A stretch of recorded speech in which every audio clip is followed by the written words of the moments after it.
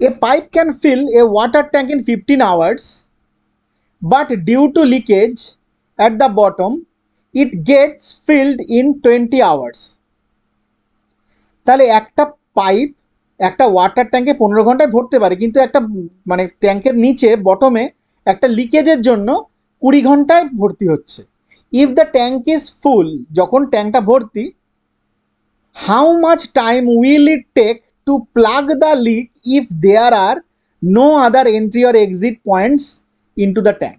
বলছে যখন ট্যাঙ্কটা ভর্তি আছে তখন তোমার কত সময় লাগবে ওই যে হোল্ড মানে তোমার লিকেজটা আছে সেইটাকে তোমার প্লাগ করতে মানে বন্ধ করতে।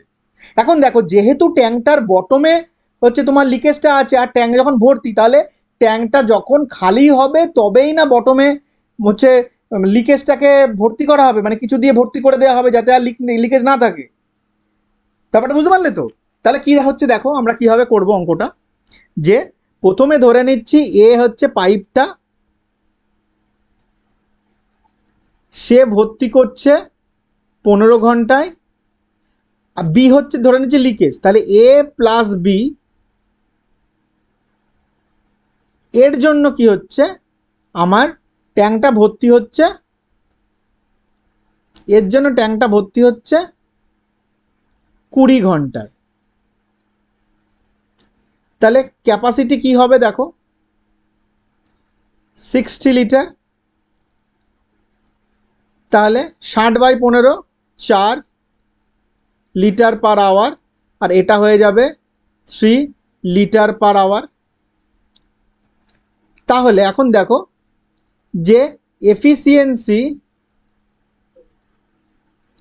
অফ বি মানে লিকেজের কি হবে, বিয়োগ করতে হবে, তার মানে 4 - 1 ইকুয়াল টু 4 - 3 ইকুয়াল টু 1। তাহলে বি এর এফিসিয়েন্সি আমরা 1 পেয়ে গেছি। এবার যেহেতু শুধু লিকেজের মাধ্যমে খালি হবে ট্যাঙ্কটা, তাহলে আমাদের টোটাল টাইম কত লাগছে, ক্যাপাসিটি ডিভাইডেড বাই এই লিকেজের এফিসিয়েন্সি মানে বি এর এফিসিয়েন্সি 1 ইকুয়াল টু 60 আওয়ার্স। তাহলে সঠিক উত্তর হয়ে যাচ্ছে অপশন ডি, যে 60 মিনিট লাগবে ট্যাঙ্কটি খালি হতে, এবং খালি হলে তবেই তোমার ওই যে লিকেজটাকে প্লাগ করা যাবে বা সেটাকে লিকেজটাকে বন্ধ করা যাবে।